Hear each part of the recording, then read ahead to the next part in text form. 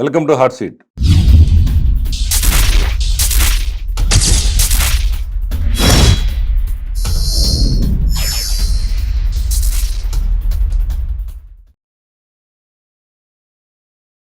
ఈయన నేను పార్టీ పెడతాను, రాజకీయాలకు వస్తానని బెదిరిస్తున్నారండి మీరు ప్రభుత్వాన్ని. మీరే ఉంటారు.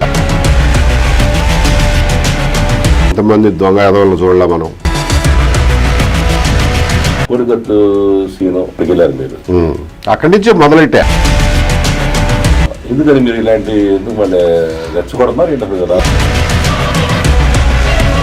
ఇన్ని కేసులు జరిగితే ఎప్పుడు మాట్లాడి ఏ వెంకటేశ్వర గారు కేవలం కాపుల్ని దారుణంగా చంపేసినప్పుడు వాళ్ళకి ఏదో 2 ఎకరాల పొలమో 5 లక్షలు ఇస్తే మీకు ఎందుకు కడుపు అంట అని అందరూ అంటున్నారు. దీన్ని మీరేం చెబుతారు? తప్పేనండి. దాన్ని బట్టి వాళ్ళ ఎమ్మెల్యేలు వాళ్ళ పార్టీ తీసుకోలేదు, ప్రభుత్వం చర్య తీసుకోలేదు కదా. అది పార్టీ పరంగా తీసుకోవాల్సిన చర్య కదా. పార్టీ చూస్తూ ఉంటుంది అనమాట. ఆ పార్టీ వాళ్ళు ఏం చేసుకుంటారు? నన్ను అడిగితే నేనేం చెప్తాను.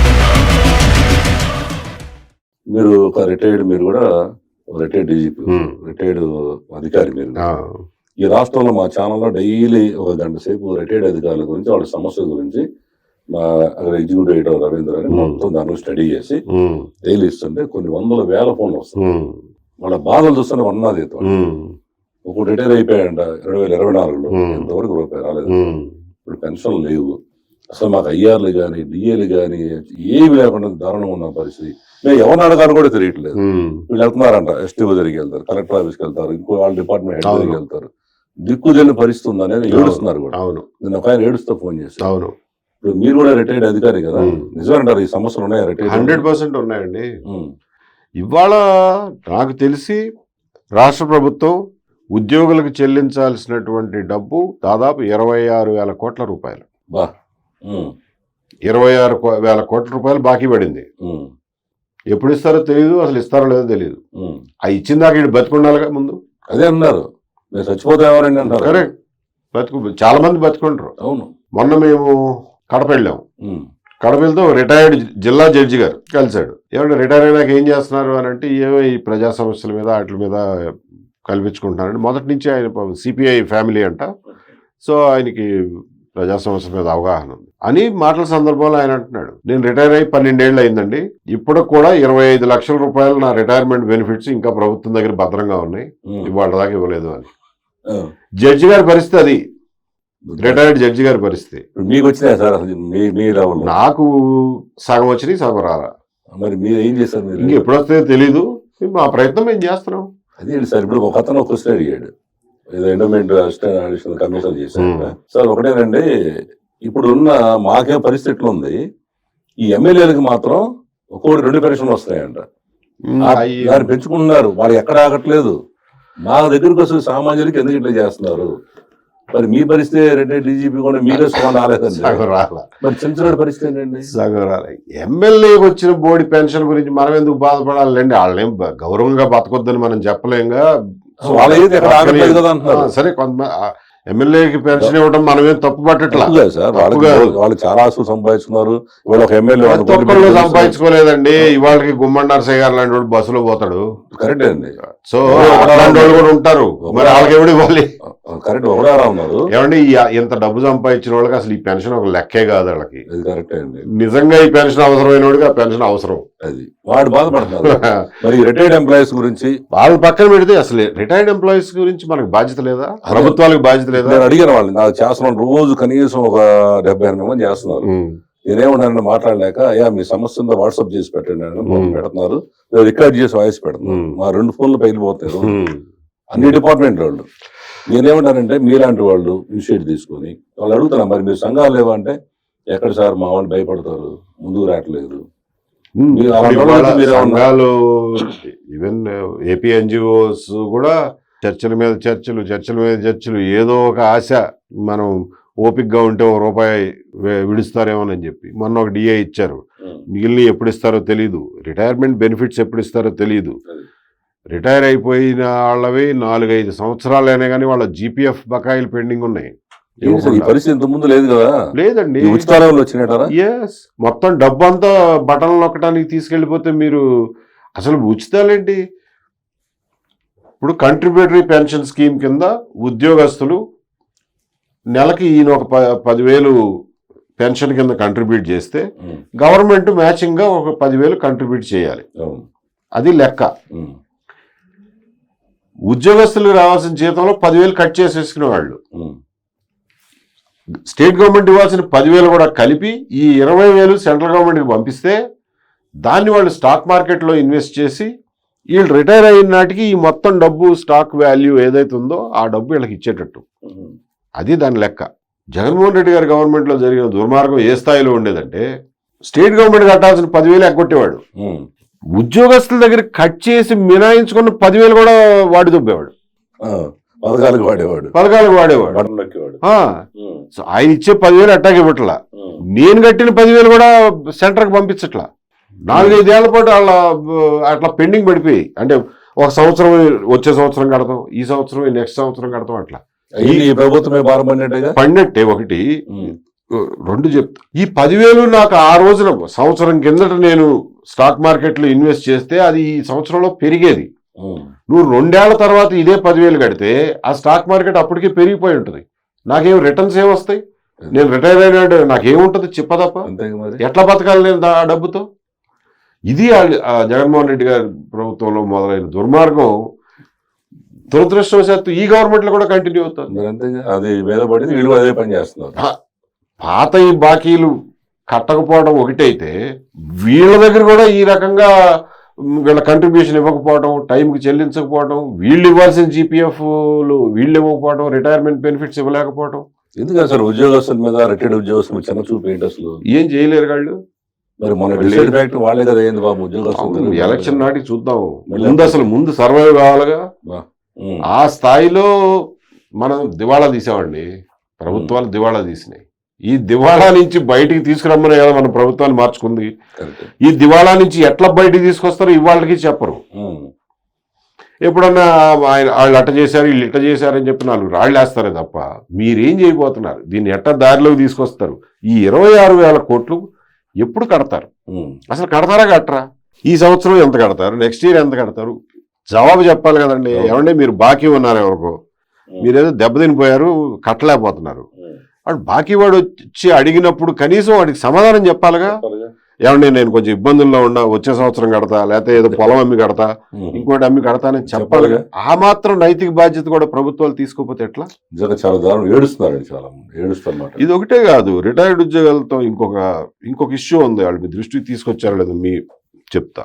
ఉద్యోగస్తుల మీద అండి, మా పోలీసులు అంటే పోలీసులు అని కాదు, ఎక్కువ ఇతర డిపార్ట్మెంట్ వాళ్ళ మీద సర్వీస్లో ఉండగా ఏదో ఒక పిచ్చి ఎంక్వైరీ ఒకటి వస్తుంది. అవును, ఆ ఎంక్వైరీని తీసుకొచ్చి తప్పులు జరగట్లేదా, దొంగమున్నవాడుకులు లేరా అంటే నేను దాన్ని సమర్థించట్లా. నిజంగా తప్పు చేసిన ఎంక్వైరీ చేయండి, శిక్షించండి, అదేదో తొందరగా చేయండి స్వామి. కాలపరిమితి పెట్టాలి, కాలపరిమితి పెట్టండి.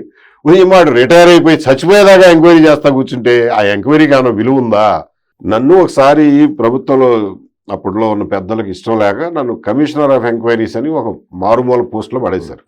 పడేసినప్పుడు అప్పుడు అర్థమైంది నాకు, అరే ఏమో ఇక్కడ ఎంత బాధ ఉంది, ఎంతమంది బాధపడుతున్నారు అనేది. ఓ 200 కేసులు నాకు అప్పచెప్పారు ఎంక్వైరీలు చేయమని. చూస్తేనండి కొన్ని కేసులు 15 ఏళ్ళు 20 ఏళ్ల నుంచి ఉన్నాయి. ఎవరయ్యా ఇందులో ఎక్యూజ్డ్, ఎవరి మీద నిందేశారు అని చూస్తే ఆయన కర్ర పట్టుకుని పాపం రిటైర్డ్ ఎస్సీలు, రిటైర్డ్ సూపరింటెండెంట్ ఇంజనీర్లు కర్ర పట్టుకుని నడవలేక రేపు మాపు చచ్చిపోతామనే వాళ్ళు వచ్చేవాళ్ళు. వాళ్ళ మీద ఎంక్వైరీ చేయాలి, ఇప్పుడు వాళ్ళ మీద నేను ఎంక్వైరీ చేయాలి. ఇప్పుడు సరే బాగానే ఉంది, కర్ర పట్టుకున్నా ముసలాయన ఏం పాపం చేశాడో చూద్దాంరా అని చూస్తే ఆయన ఎప్పుడో ఐటీడీఏలోనో లేకపోతే ఫారెస్ట్ డిపార్ట్మెంట్లోనో ఫారెస్ట్ డెవలప్మెంట్ కార్పొరేషన్లోనో ఎప్పుడో పనిచేశాడంట.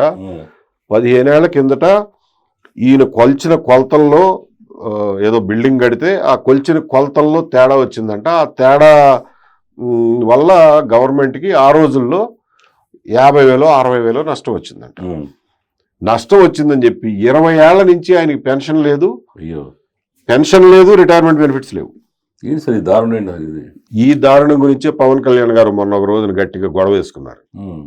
ఎవరో ఐ థింక్ ఫారెస్ట్ డిపార్ట్మెంట్ వాళ్ళ గురించి అనుకుంటా.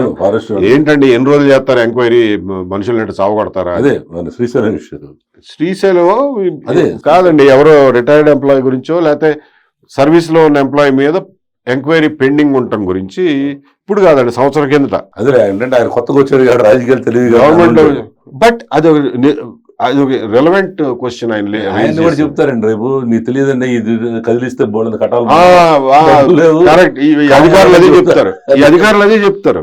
పవన్ కళ్యాణ్ గారు అనుంటాడు, ఎందుకంటే కొత్తగా పాప రాజకీయాల్లోకి కాబట్టి ఎవరైనా అడుగుతారు. కానీ ఎమ్మటి ప్రభుత్వం నేను వాళ్ళ ఆ కేసులు చూసి నాకు కడుపు తరుక్కుపోయిందండి. ఎందుకంటే ప్రతి వాళ్ళు ఏదో రోజు రిటైర్ అవుతాం. మా పేరెంట్స్ ఇద్దరు గవర్నమెంట్ ఎంప్లాయీస్, తెలిసిన వాళ్ళందరూ గవర్నమెంట్ ఎంప్లాయీస్. అంతేగా, ఇంత దుర్మార్గంగా ఉంటే అది ఎట్లా? సో ఆ 200 కేసులుంటే ఆ కేసులన్నింటినీ నా దగ్గరికి బదలాయించడానికి ప్రతి కేసుకి ఒక జీవో ఇవ్వాలంట. దానికి 2 నెలలు పట్టింది. 2 నెలల పాటు నేను ఈగలు తోలుకుంటూ కూర్చున్నా.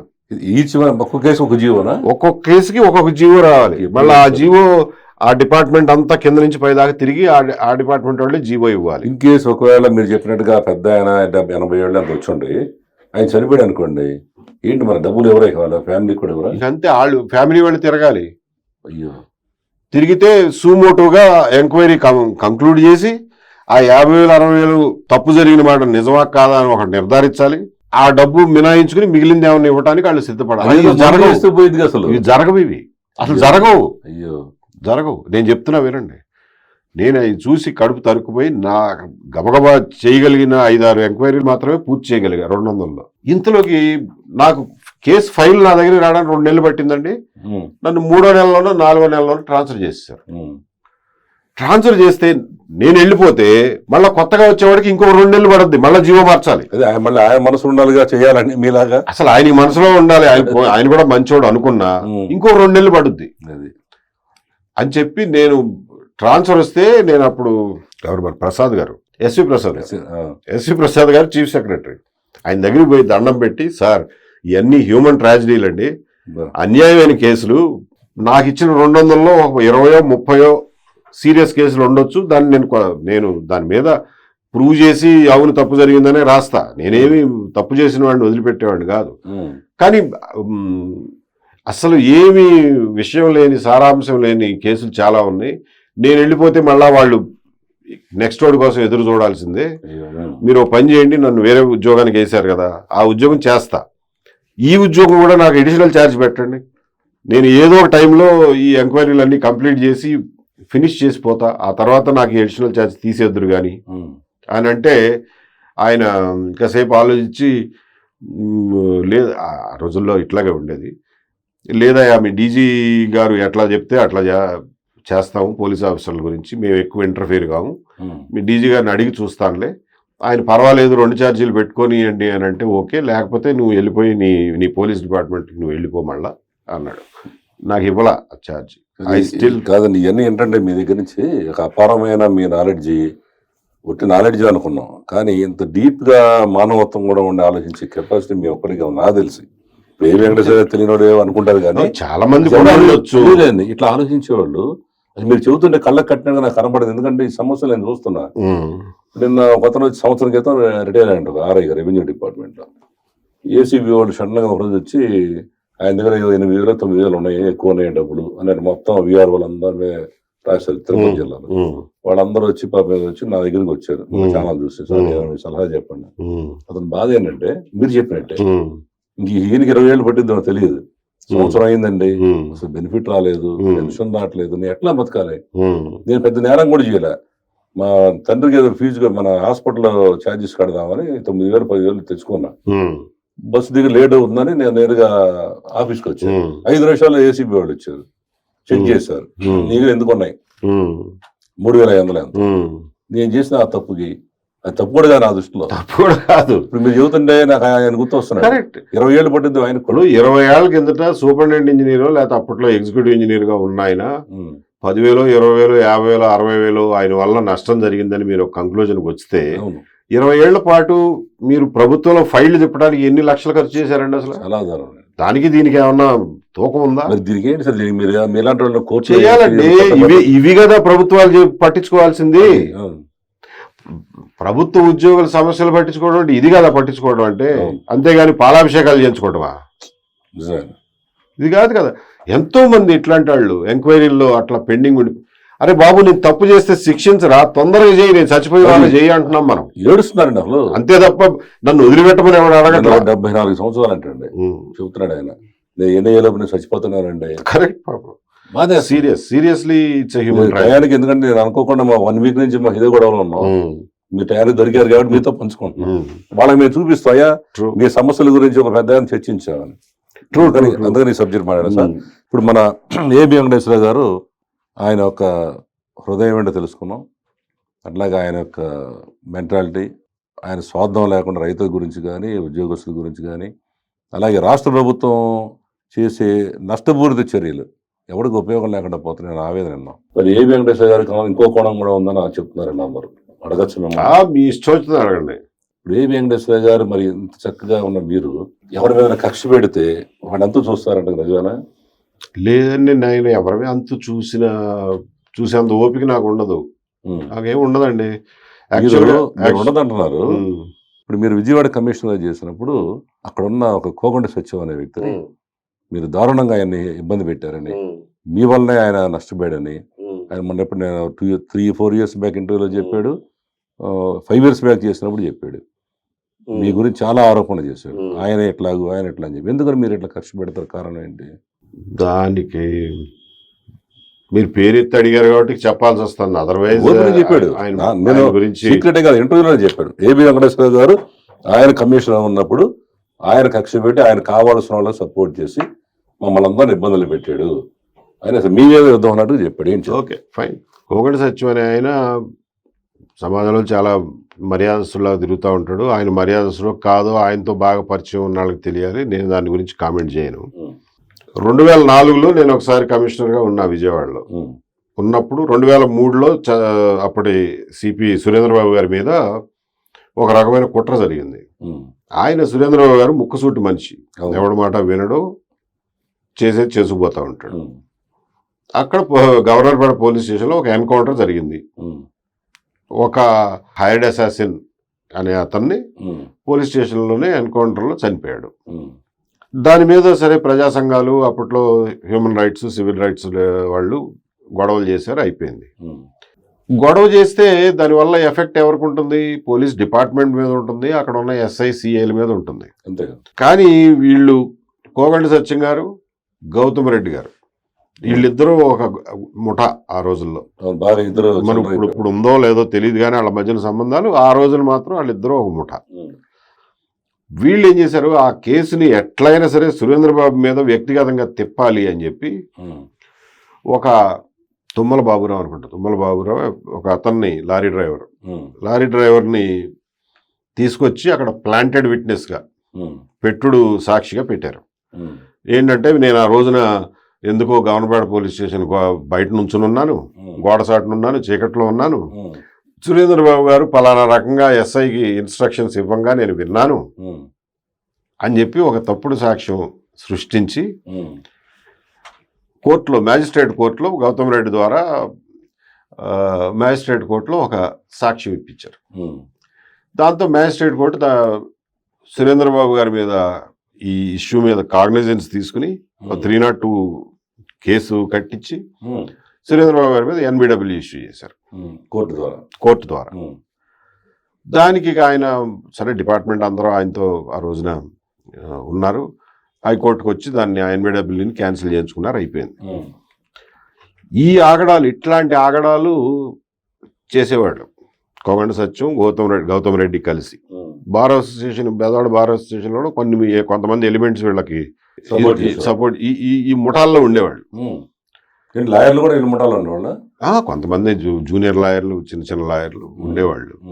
నేను సురేంద్రబాబు గారి తర్వాత నేను కమిషనర్గా వెళ్ళిన తర్వాత ఆ కేసు పూర్వపరాలని చూస్తే వీళ్ళు ఇవంతా కుట్ర చేశారు అనేది అర్థమయ్యి అసలు ఎవరయ్యా ఇతను, ఈ సాక్షి ఎవరు, ఇతను నిజంగా ఆ రోజున ఊళ్ళో ఉన్నాడా లేకపోతే ఎక్కడున్నాడు, ఎవరు ఇతను అని చెప్పి మొత్తం ఎంక్వైరీ చేసి బయటికి తీస్తే అతను పెట్టుడు సాక్షి అని, ప్లాంటెడ్ విట్నెస్ అని, ఆ రోజున యాక్చువల్గా అతను ఇక్కడ లేడని, ఊళ్ళో లేడని, కేరళలో ఎక్కడో లారీ లోడ్ వేసుకుని వెళ్ళి అక్కడ లారీ లోడ్ అన్లోడ్ చేసే పనిలో ఉన్నాడు అనేది రికార్డు మీదకి తీసుకొచ్చాం. ఇదంతా ఒక కుట్ర అనేది ఎస్టాబ్లిష్ చేసి. ఇక్కడ ఒక విషయం అడిగారు, మీరు ఒక్క కోకుండా వచ్చిన దాంట్లో ఒక కేసులో మీ ఆఫీసులో మీద పెట్టాడనేమో క్లియర్గా చూస్తారా? మీ పోలీసు వాళ్ళు చేసే ప్రతి కేసులో కూడా నిజంగా చెప్పండి, ఆ సాక్షులు వాళ్ళు నిజంగా ఉంటారు అక్కడ. అసలు ఓ తప్ప స్టేట్ 164 స్టేట్మెంట్స్ కానీ ఎవరైనా పిలిచేసి కూర్చోబెట్టి స్టేట్మెంట్ ఇచ్చేస్తారు. తప్పండి, అది ఎవరు చేసినా తప్పే. చాలా మంది చేసేది ఎవరు చేసినా తప్పే. నేను ఎప్పుడు చేయించలా, మీరు చేయించలేమో. నా జీవితంలో ఎప్పుడు ఒక తప్పుడు సాక్షిని పెట్టించలా. పోలీస్ డిపార్ట్మెంట్ లో చూడండి ఎందుకు కేసులు వీగిపోతాయంటారు? 190 కేసులు ఎందుకు కేసులు వీగిపోవడానికి ఇది వన్ ఆఫ్ ది రీజన్స్ లేండి. పెట్టరా అంటే పెడతారు, బట్ నేను దాన్ని ఏనాడు ఎండోర్స్ చేయాల, నా జీవితంలో ఎప్పుడు ప్రాక్టీస్ చేయాలి. మీరంటే పర్టికులర్ గా అప్పుడు కోకుండా సెక్షన్ గౌతమ్ రెడ్డి చేసే అరాచకాలని లేదంటే వాళ్ళు చేసే యాక్టివిటీస్ ని కంట్రోల్ చేయడం కోసం మీ ఆఫీసర్ మీద సురేంద్రబాబు గారు అనే డైనమిక్ ఆఫీసర్ మీద వాళ్ళు విధించారు కాబట్టి ప్రెస్టేజ్ గా తీసుకున్నారు. మరి మిగతా ఎన్ని కేసుల్లో మీరు తీసుకొని నా దృష్టికి ఎప్పుడు వచ్చినా ఏ కేసులో అన్యాయం జరిగిందని వచ్చినా సరి చేసేవాడిని. సుధాకర్ ఎంతమంది చేస్తారు చెప్పండి? చెప్పండి. చాలా చేసేవాడిని. నేను ఎప్పుడు అసలు లేని అమాయకుడిని ఒక కేసులో ఇరికించడం అనేది తెలిసి ఏనాడు చేయలే. మీరు చేయలే, నా కింద అధికారులు చేసి శిక్షించారు. నాకు తెలిస్తే ఇమ్మీడియట్ గా ఆఫ్ చేసి పెట్టేవాడిని. ఇమ్మీడియట్ గా ఆఫ్ చేసి ఎప్పుడు చేయలేదు. డిపార్ట్మెంట్ నుంచి 2 నిమిషాలు మాట్లాడుకుందాం అండి. ఇప్పుడు ఒక వ్యక్తి కంప్లైంట్ ఇచ్చారు. కంప్లైంట్ ఇచ్చిన వెంటనే అతని పిలిచి అడగాల్సిన అవసరం ఉందా లేదా, ఏమైనా నువ్వు చేసావా లేదా అడగకుండా పట్టపడి ఎఫ్ఐఆర్ రాసి మీ మీద కోపం ఉంది, మీ ఏబి వెంకటేశ్వర గారు తెలంగాణలో మారుమూలకి వెళ్ళి రిజిస్ట్రేషన్ చేయించి మీ మీద ఎఫ్ఐఆర్ చేస్తే అది కరెక్ట్ అంటారా? కరెక్ట్ కాదు. మరి ఆయన ఎందుకు చేస్తున్నారు? కరెక్ట్ కాదు, అది కరెక్ట్ కాదు. నిజంగా దెబ్బలు తిని పోలీస్ స్టేషన్కి వెళ్తే ఎఫ్ఐఆర్ ఇష్యూ చేయకపోవడం కరెక్ట్ కాదు. అది ఓకే సార్, అది కాదు కరెక్ట్ కాదు, ఇది కరెక్ట్ కాదు సార్. ఇష్యూ చేయకపోతే కోర్టులోనే చట్టం ఉంది, ఓకే.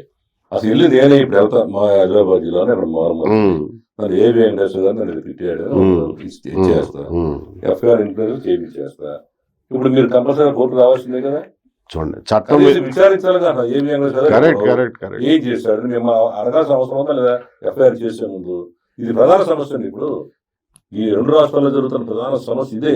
మీరు యాజ్ ఒక డీజీపీగా చేసిన మీరు ఒక మేధావి అయిన మిమ్మల్ని మేము అడుగుతున్నాం ఇప్పుడు ప్రజల తరఫున. సుధాకర్ గారు, మీరు చట్టం ఎట్లయినా రాసుకోండి, మిస్యూజ్ చేయడం ఎట్టో మాకు తెలుసు అనే పద్ధతిలో ఉంటుంది పోలీస్ డిపార్ట్మెంట్. మీరు ఏ చట్టమైనా రాసుకోండి. అంతకుముందు చట్టం ఏం చెప్పేదంటే ఎవడైనా కంప్లైంట్ తీసుకొచ్చి ఇస్తే రిజిస్టర్ చేయకపోతే నీ డొక్క చిరిగిపోద్ది అనేవాళ్ళు. లలిత కుమారి అని ఒక జడ్జిమెంట్ వచ్చింది, సుప్రీంకోర్టు జడ్జిమెంట్. నువ్వెవడు రిజిస్టర్ చేయకపోవడానికి, ఖచ్చితంగా రిజిస్టర్ చేయాల్సిందే, తప్పు అయితే తప్పు అని మూసేయి అని ఒక జడ్జిమెంట్ వచ్చింది. దాని ప్రకారం కొన్నాళ్ళు నడిచింది. దాన్ని అడ్డం పెట్టుకుని మా వాళ్ళు మిస్యూజ్ చేసేవాళ్ళు.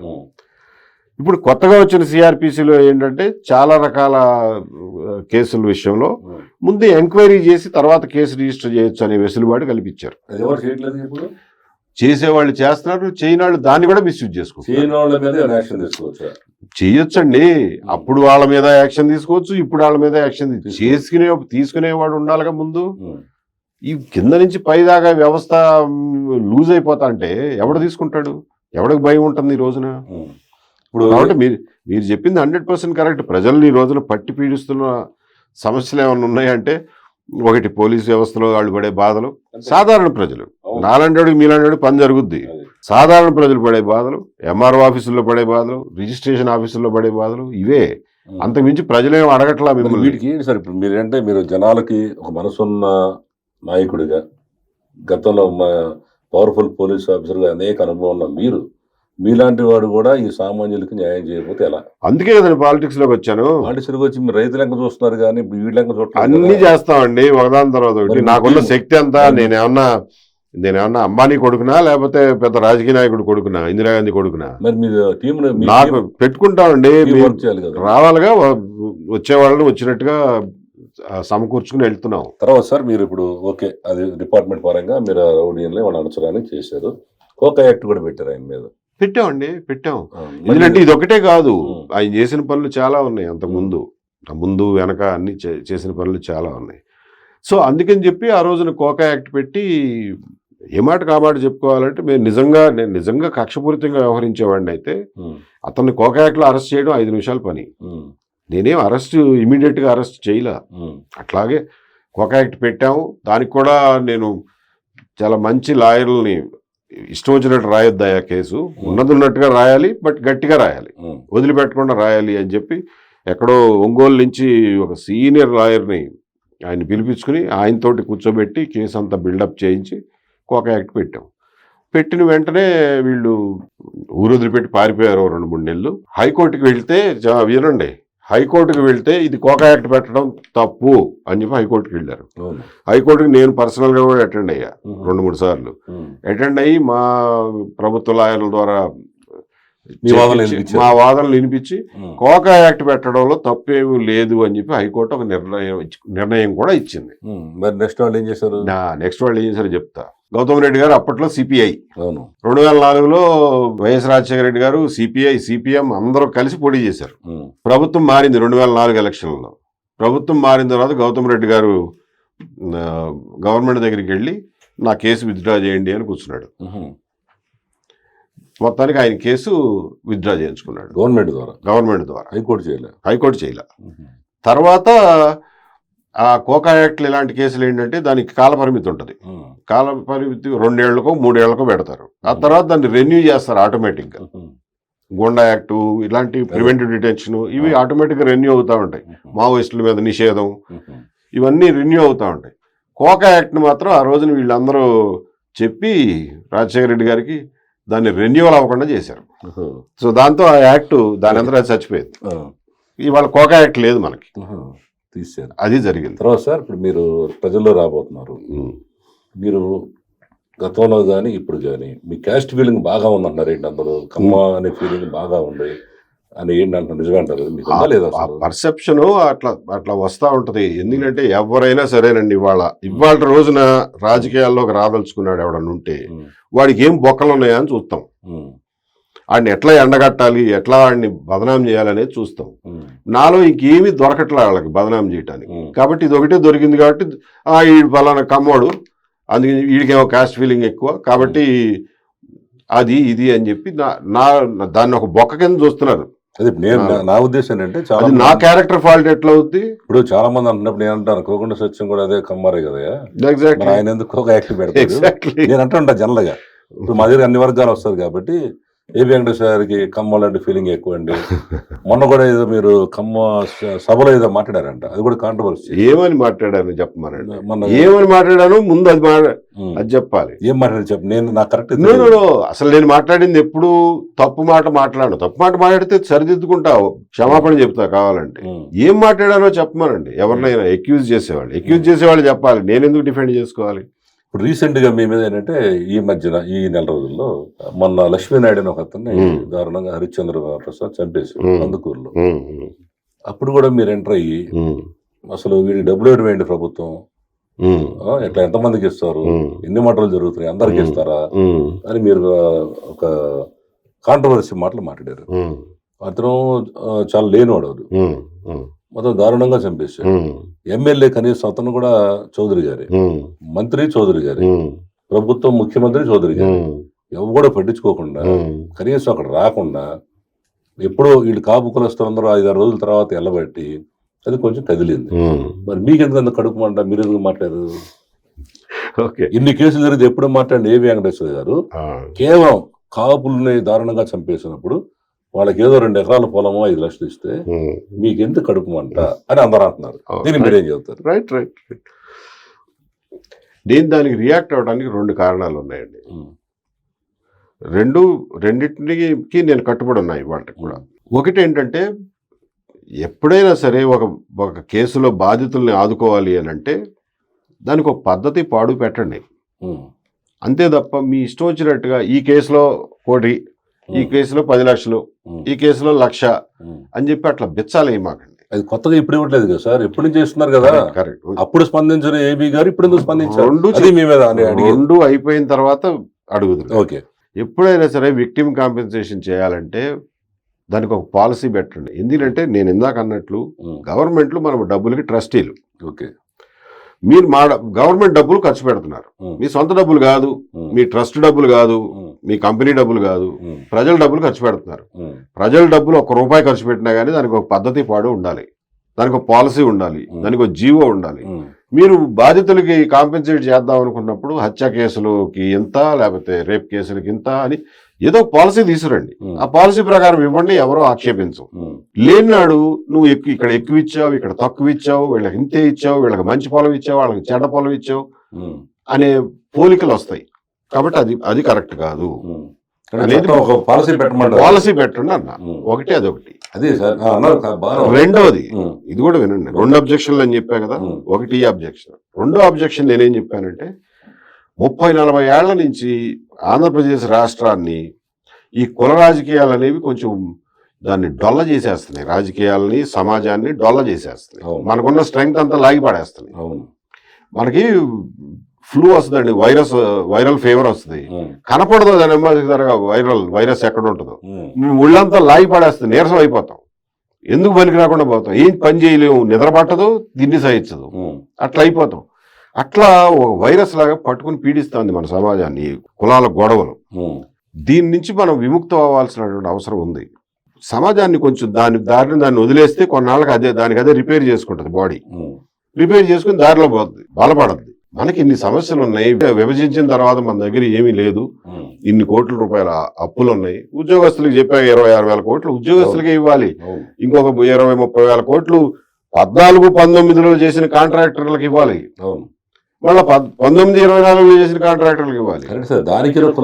సో చెప్తాయినండి. సో ఇన్ని సమస్యలు ఉన్నప్పుడు ఇంకా మనం సమాజాన్ని తూట్లు పొడిచే ఈ వైరస్ ని పెంచి పెద్ద చేయటం అనేది చాలా హానికరం. ఇంకా నాశనం అయిపోతాం.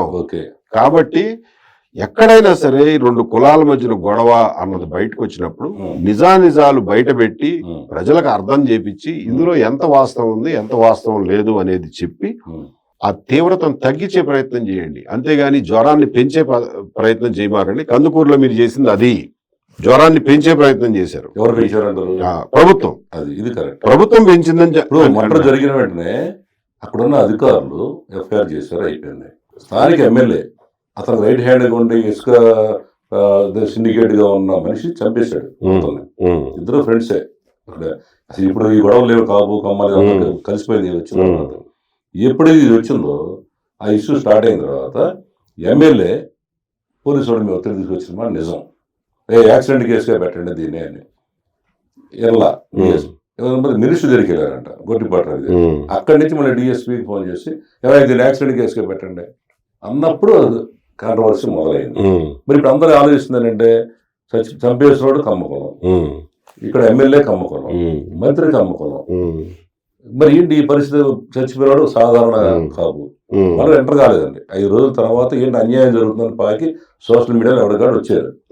మరి దీన్ని కుల హత్యగా చూడకూడదు. ఈ పర్టికులర్ కేసులో నాకు సరే ఇది అట్లా చూడకూడదు అనుకుంటే ఆ ఎమ్మెల్యే మీద ఎందుకు చర్య తీసుకోవట్లేదు తెలీదు. మరి ఆయన నిజంగా కేసును తప్పుదోవ పడించడానికి ట్రై చేసాడో లేదు నేనెక్కడ. దానికి ఇంకో ఆధారం చెప్తున్నాను. మన మీరే ఎమ్మెల్యే అనుకున్నాం, మీ ఏరియాలో మర్డర్ జరిగింది, ఘోరమైన మర్డర్, పట్టబోదు. ఇల్లు చూడాల్సిన పరామర్శించిన బాధ్యత లేదా మీకు? ఎమ్మెల్యేకి 18 రోజుల తర్వాత వెళ్తాడా? అది తప్ప కాదండి. తప్పేనండి. దాన్ని బట్టి ఆ ఎమ్మెల్యే వాళ్ళ ఎమ్మెల్యేలు వాళ్ళ పార్టీ తీసుకోలేదు, ప్రభుత్వం చర్య తీసుకోవాలి కదా. అది పార్టీ పరంగా తీసుకోవాల్సిన చర్య కదా. పార్టీ చూస్తూ ఉంటుంది అనమాట. ఆ పార్టీ వాళ్ళు ఏం చేసుకుంటారు? నన్ను అడిగితే నేనేం చెప్తా? అదే ఏమంటున్నారంటే ఇప్పుడు మీ మీద కూడా మన దాసరామ్మతో కాంట్రవర్సీ మాట, ఆ విషయంలో మీరు తీవ్రంగా స్పందించారండి. వాడు ఎవడో ఇట్లా మాట్లాడాడు అన్నట్టుగా. ఎక్కువ మాట్లాడలేదులే, ఆడు అని అన్నానులే, ఏదో మాట వరుసలో దొరికింది. కానీ దాసరామ మీద నాకేముండదు, ఎప్పటి నుంచో కొంచెం దూరంగా పరిచయం, నాకేం దగ్గర పరిచయం కాదు. కానీ అదిగాక then I heard about the tragedy in his family, my heart went out for him. So అది పక్కన పెట్టి కావాలన్నా మీరు అలా అతన్ని పరుషంగా మాట్లాడాలని అనల్లా. ఎవడో ఒకడు మాట్లాడి ఇవాళ ఇతను కాకపోతే ఇంకొకడు వచ్చి కులాలు రెచ్చగొడతాడండి. మనం రెచ్చిపోదామా? కరెక్ట్. ఎందుకు నష్టపోతున్నావు? కులాలను అడ్డం పెట్టుకుని రాజకీయ నాయకులు తప్ప ఎవడన్నా బాగుపడిన ఎగ్జాంపుల్ మీకుందా? తెలుసు. సాధారణ కులస్తులు ఎవడైనా బాగుపడ్డాడండి? కొంతమంది రాజకీయ నాయకులు బాగుపడతారు. వాళ్ళు కూడా కొన్నిసార్లు క్లిక్ అవుద్ది, కొన్నిసార్లు వాళ్ళవి కూడా క్లిక్ అవ్వవు. వాడికి ఏం పోయింది? వాడు ఏం పెట్టుబడి పెట్టి రాలా, కేవలం కులం అనే భావనను పెట్టుబడిగా తీసుకొచ్చాడు. 5 ఏళ్ళు ఖాళీ కూర్చుంటాడు, మళ్ళీ ఎవడో రెచ్చగొడతాడు, మళ్ళీ ఏదో ఛాన్స్ దొరికితే పైకి లెగుద్దాం అనుకుంటాడు. కాబట్టి అంటే ఒకటిసారి ఏంటంటే కులాల భావన లేదు. ఇప్పుడు మరి మిమ్మల్ని చంద్రబాబు నాయుడు గారు అనేక మంది ఆఫీసర్లు ఉండగా మిమ్మల్ని ఇంటెలిజెన్స్ అధికారి ఎందుకు ఎంచుకున్నాడు? ఎవడో ఒకటి పెట్టుకోవాలి కదా. మిమ్మల్ని అక్కడే కాదు, జగన్మోహన్ రెడ్డి వచ్చిన తర్వాత కూడా ఆ రెడ్డినే పెట్టుకుంటున్నాడు. Not really. ఎందుకు ఇద్దరు ముగ్గురు మారారులేండి. కారణం ఏంటి అసలు? మన మారారు ఇద్దరు ముగ్గురు. ఎవళ్ళైనా సరే గవర్నమెంట్ లో ఇంటెలిజెన్స్ చీఫ్ గా పెట్టుకునే వాళ్ళు నమ్మకస్తులు అయిన వాళ్ళు పెట్టుకుంటారండి. మీరు చంద్రబాబు నమ్మకస్తులు. కరెక్ట్. ఆ రోజు నేను ఆ నమ్మకాన్ని పోగొట్టుకోకుండా పనిచేస్తాను. అంత నమ్మకంగా పనిచేస్తున్నా మరి మీరు ఈ రోజు ఆవేదన మరి నాకేం ఆవేదన ఉంది? ప్రజల గురించి ఆవేదన పడడంలో తప్పే. మరి మీరు సలహా తీసుకోవాలి కదండి. ఆయన ఇష్టం అండి. ఆయనకి సలహాదారులు తక్కువైనా ఏంటి? నేనే దొరికానా? 1,00,000 మందిలో నేను ఒకడిని. ఆయనకి నా అవసరం లేదనుకుంటే నేను ఎక్కడ బలవంతం పెట్టాను? తర్వాత సార్ చివరిగా మీరు మొన్న మాట్లాడిన మాట నేను సంబంధించాను. మేము కూడా మా దాంట్లో వీకెండ్ వాయిస్ అని ఇస్తాం. మీరు చెప్పింది 100% కరెక్ట్. ఈ రకంగా చంపుకుంటూ పోతుంటే మీరు చెప్పారు, అది ఆలోచింపజేసే విధంగా ఉంది. 900 మటలు జరిగినాయి. ప్రతి ఒక్కడికి ఇట్లా ఇస్తే 10 లక్షలు ఇస్తుంటే ఎన్ని కోట్లు అవుతున్నాయి? అట్లా ఎంత పొలాలు ఇవ్వాలి? మీరు చెప్పిన మెయిన్ ప్రధాన మా ఏ వెంకటేశ్వర గారు చెప్పిన ప్రధాన విషయం ఏంటంటే, ఎవడైతే చంపేశాడో వాడు ఆస్తులు సీజ్ చేయండి, వీడికి ఇవ్వండి అన్నారు. అంతేగా మీరు చెప్పి? నేను అనలా మాట. యాక్చువల్ గా చట్టం ఒప్పుకుని చావద్దు. దానికి ఏం చేయాలి అసలు? ఇప్పుడు దానికి ఏమీ లేదండి. ఎప్పుడైనా సరే మర్డర్ జరిగితే నిజం చెప్పాలంటే సుధాకర్ గారు, చట్టపరంగా మీరు ప్రభుత్వం డబ్బు ఇవ్వదలుచుకుంటే దానికి ఒక పాలసీ పెట్టాల్సిందే. లేదు అని అంటే మనుషులుగా స్పందించి అందరం తలా ₹1 వేసుకుని ఆ ఫ్యామిలీని ఆదుకోవాలి. అది సామాజికంగా మనం చేయగలిగింది, చేయాల్సిన పని కూడా. ఇప్పుడు ప్రతోడు ఏంటి, నేను ఇంకోటి చెప్తా. మనం వెళ్ళి మైక్ పట్టుకుని గవర్నమెంట్ ని డామ్ డీమ్ డిష్ అని అంటే, గవర్నమెంట్ ఇదేముంది, ఆడదేం పోయిందండి బాబు, 1 కోటి కాదు 2 కోట్లు తీసుకోండి రాపోండి, నా డబ్బులు అయ్యి అంతేగా, జనం డబ్బులేగా, పడైండి ఆడు నోరు ముయించండి రా అంటారు. అది చాలా సులభం. కష్టం ఏదైతేనంటే బాధితుడి యొక్క నిజమైన పరిస్థితిని జనాలకు అర్థం చేయించి వాళ్ళల్లో మానవత్వాన్ని నిద్ర లేపి వాళ్ళందరి దగ్గర నుంచి సాయాలు తీసుకుని వాటిని తీసుకెళ్లి వాళ్ళకి ఇవ్వడం, అది కష్టమైన పని. ఇప్పుడు మన వైజాగ్ లో జగన్మోహన్ రెడ్డి గవర్నమెంట్ లో ఫ్యాక్టరీలో గ్యాస్ కోటి రూపాయలు ఎప్పుడు ఎక్కడి నుంచి వచ్చింది ఆ ఫిగర్? మీ వాదన ఏమంటారంటే, మీ వాదన ఏకీభవిస్తున్నా, ఆ కంపెనీ వాడి దగ్గర ₹1 తీసుకుని ఇవ్వండి. ఎగ్జాక్ట్లీ. ఆ కంపెనీ వాళ్ళు యాక్చువల్గా నష్టపరిహారం ఇవ్వాల్సిందే. అంతే కదా, because it is an accident at work place. అవును, ఇన్సూరెన్స్ కవర్ ఉంటుంది అది. సో వాళ్ళు they are duty bound, legally bound to give compensation. అక్కడిని వాళ్ళ దగ్గర వసూలు చేయించండి. ఇప్పుడు ఇవాళ క్రికెటర్ శ్రీచరణ్ రెడ్డికి, శ్రీచరణ్ అనే అమ్మాయికి 2.5 కోట్ల రూపాయలు రొక్కం, గ్రూప్ 1 ఉద్యోగం, కడపలో 1 ఇంటి స్థలం అని అన్నారు. ఎక్కడి నుంచి వచ్చినాయి ఈ ఫిగర్స్? ఏదైనా చట్టం ఉందా మీ దగ్గర? ఏమైనా పాలసీ ఉందా? దీని మీద మన కోర్టులో ఏమన్నా పాలసీ ఉందా? ఆ రోజు పివి సింధుకి అట్లాగే కోట్లలో ఏదో ఇచ్చారు. సానియా మీర్జాకి కేసీఆర్ గారు అట్లాగే. ఏమి లేదు, ప్రతి వాళ్ళు నిజాం నవాబులు అనుకుంటున్నారు. అది మీరు చెప్పేది అంటే దీనికి చట్టబద్ధత కల్పించండి. ఎక్కడో చోట పాలసీ పెట్టండి స్వామి. మనమేం రాచరికాలు కాదు, అది నిజాం నవాబులం కాదు మనం. అంతే, కరెక్ట్. ఇది మనం ట్రస్టీలు, ప్రధానికి రూల్ ఉండాలి. ఇవాళ ఏదైతే అమలు చేస్తున్నారో రేపు పొద్దున ఇంకొకటి కూడా అదే అమలు చేయాలి. మరి ఇంతమంది ఐఏఎస్ అధికారులు ఆయన చుట్టూ ఉన్న వాళ్ళకి ఎవరికి నాలెడ్జ్ లేదంటారా? లేదు, ఉంది. అవసరమైనప్పుడు ఐఏఎస్ ఆఫీసర్లు చెప్తారు కూడా, వీళ్ళు వినాలిగా. అంటే ఎవరైతే నాయకులు ఉన్నారో వీళ్ళు వింటలా. మీరు చెప్పింది 100% కరెక్ట్. ఇప్పుడు నాకు ఇష్టమైంది ఏ వెంకటేశ్వర గారికి నేను ₹1 కోటి ఇస్తున్నా, నిజాం నవాబ్ పరిపాలన అండి. ఇష్టం లేదు, వీడికి ఇవ్వట్లేదు, అంతే కదా. దాన్నే రాచరికం అనేవాళ్ళం. ఇది ప్రజాస్వామ్యం కదా, ప్రజల డబ్బు కదా. ప్రజలకు అర్థం కావట్లేదు. నేను కూడా ఏంటంటే మన దానికోసమే వేసాను వాళ్ళ మీతో ఇంటర్వ్యూ చేయడం కూడా కారణం అదే. నేను మిమ్మల్ని ఏకీపిస్తున్నా. ఆయన చెప్పింది 100% కరెక్ట్. దీని లోతుగా ఆలోచించండి. I appreciate you. Actually you are one of the very few media people who. ఎందుకని ఆయన మీ దాంట్లో అర్థం నేను గమనించా. ఇప్పుడు అదే దాంట్లో మా దాంట్లో వేస్తాం, బస్సు కాలిపోయింది, వాడు తప్పు, బస్సు వాడి తప్పు కాదు, వాడు ఇన్సూరెన్స్ కంపెనీ వాడి తీసుకోండి, బస్సు ఓనర్ దగ్గర తీసుకోండి. కరెక్ట్. ఇట్లా ఇచ్చుకుంటూ పోతే రేపు ఇంకోటి జరుగుతుంది, యాక్సిడెంట్, రోడ్ యాక్సిడెంట్. లేదు, ఇమీడియట్ గా ఇన్సూరెన్స్ కంపెనీ వాడు ఇవ్వకపోతే ప్రస్తుతానికి మీరు ఇవ్వండి, తర్వాత మీరు ఇన్సూరెన్స్ తీసుకోండి. అదే అంటున్నారు. మిమ్మల్ని 100% ఏకీపిస్తున్నాం. ఇలాంటి పాలసీలు ఏ వెంకటేశ్వర గారి యొక్క మేధోమౌనం మిమ్మల్ని మేము గమనిస్తున్నాం కాబట్టి రైతుల గురించి కానీ, అట్లాగే ఈ తప్పుడు కేసు గురించి కానీ, ఇలాంటివి జరిగినప్పుడు ప్రభుత్వం ఇచ్చే డబ్బు గురించి కానీ, క్యాస్టిజం గురించి కానీ, ఇవన్నీ కూడా మేము మీతో ఫాలోఅప్ చేస్తున్నాం. రాబోయే రోజుల్లో మా కోరిక ఒకటే, ఇప్పుడు మీరు ఎదురు ప్రతిపక్షం లేదు, దీన్ని మీ ద్వారా ఒక టీంని తయారు చేసి, అంటే మీకు ఆ సమర్థత ఉంది, వేరే వాడికి లేదు. అయితే మీ మీద ఆరోపణ మీరు దొరకరంట మనుషులకి, మీరు దొరకట్లేదని ఈ రాజకీయాల్లోకి వచ్చి ఎట్లారా అంటే మీ మీద ఒక్కడే కాదు, రిటైర్డ్ తోడ చంద్రశేఖర్ వచ్చాడు, ఆయన పరిస్థితి, జేడీ లక్ష్మణ్ గారి పరిస్థితి, ఇక్కడున్న ఆయన ఎవరు మన కుకటపల్లి పోటీ చేసే జయప్రకాష్ నారాయణ అదే పరిస్థితి. జయప్రకాష్ నారాయణ పాపం ఊళ్ళో ఉంటే ఎప్పుడు ఆఫీస్లో ఉంటాడు. నేను అడిగా జేడీ లక్ష్మణ్ గారు ఏదో సలహా అడిగితే మీకు కుదరదు సార్, మీకు మీరంతా టాప్ లెవెల్లో ఉన్న వాళ్ళకి ప్రజలకు కొంచెం అందుబాటులో ఉంటారంటే నేను వ్యవసాయం చేస్తున్నాను కదా అన్నాడు. వ్యవసాయం చేసి కుదరదు, మీకు కొంచెం టచ్ చేస్తాను, మేము గమనిస్తున్నాం, మీకు ఆ స్కోప్ ఉంది కాబట్టి మీరు ఒక శక్తిగా మారి మీరు కొంతమంది కన్నా పేదలకి ఏదో రిటైర్డ్ ఎంప్లాయీస్ గురించి చాలా చక్కగా చెప్పారు. ఇన్ని క్వశ్చన్లు అడిగితే ఎవడైనా తడబడతాడు, లేదంటే ఒక నిమిషం ఆగని పుస్తకం చూసుకుంటాడు, నేను ఏ పేపర్ పెట్టుకోను అంటే నా మైండ్ సెట్ మీకు అర్థమైపోయింది. ఇప్పుడు మీ గురించి ఇన్ని విషయాలు నేను చెప్పానంటే ఎప్పుడో బెజవాళ్ళ సంగతులు, నాకు ఆ విషయాలు తెలిసి మీరు ఎందుకు చేశారు.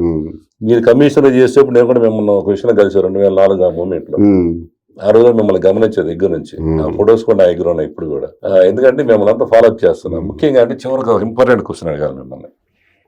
మీరు ఇంటెలిజెన్స్ డీజీగా ఉన్నప్పుడు కాపు ఉద్యమం జరిగింది, మేము కూడా దాంట్లో యాక్టివ్ పాల్గొన్నాం, మా ఛానల్ కూడా మీరే చేశారు, అవునా కదండి? నేను ముగించినది నేను కాదులే కానీ మీకున్న బాధలు మీకున్నాయి ఆ రోజుల్లో, మీరే మీ ద్వారానే, అవునా కదా చెప్పండి. నేను లేదు సుధాకర్ గారు, యాక్చువల్గా అది వాస్తవం అయితే కాదు.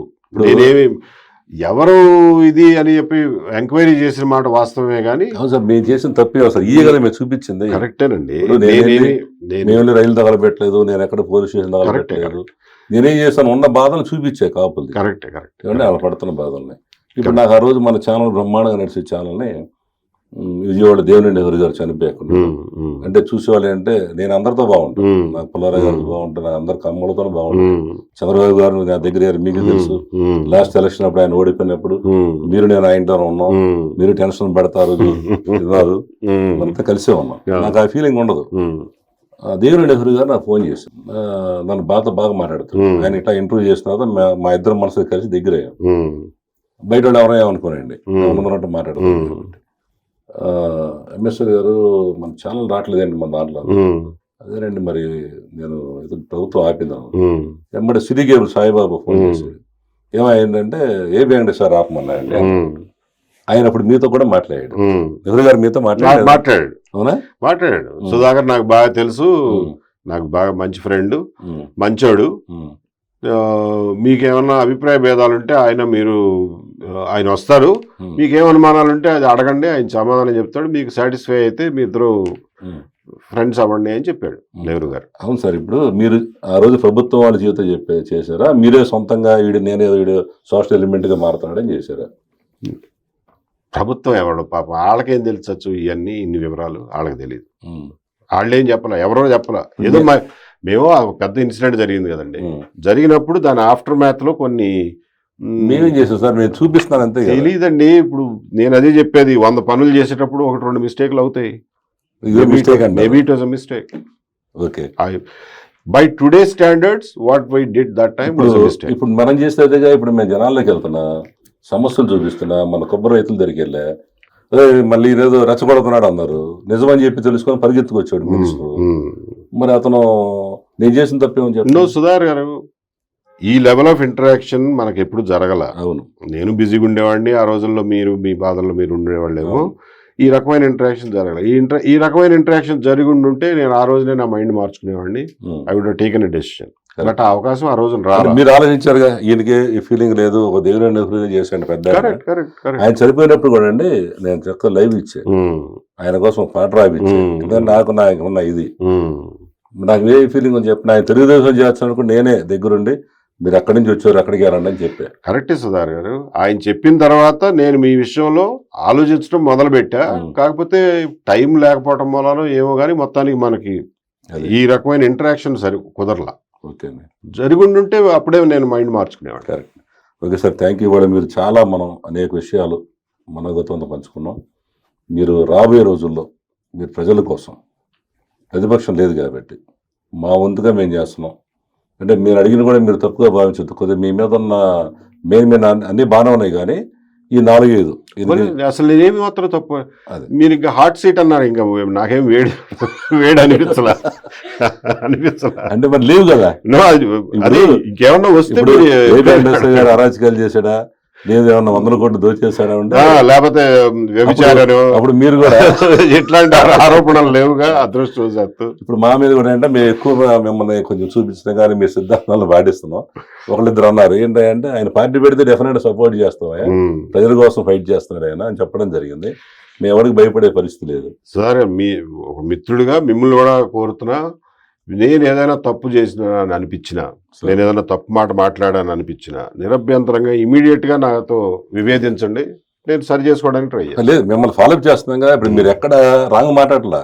ఇప్పుడు మీరు నాకు అర్థం ఏంటంటే మీరు అర్థం చేసుకోవాల్సిన కూడా ఆయన ఆలోచన అంతా ఏంటంటే ప్రభుత్వం ఒక పాలసీ పెట్టండి, దాని అంతా ఆమోదించండి, దాన్ని కంటిన్యూ చేయండి, అదొకటే కదా. రెండోది ఏంటంటే ఏదైనా సరే ప్రజలకు ఉపయోగపడే విధానంగా మనం పనిచేయాలండి.